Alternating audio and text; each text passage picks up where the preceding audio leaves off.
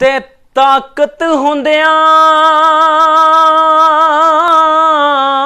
जोर न लाया, ते ओ बैठे मन रजाई।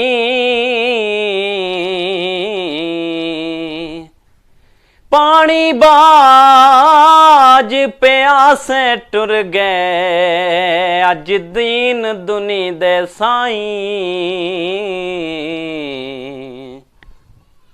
ते सीहां उत्ते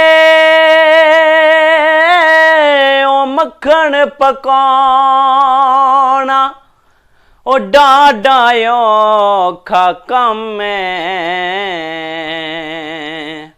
बचड़े दे के दीन बचाना ओ मेरे मौला हुसैन दा कम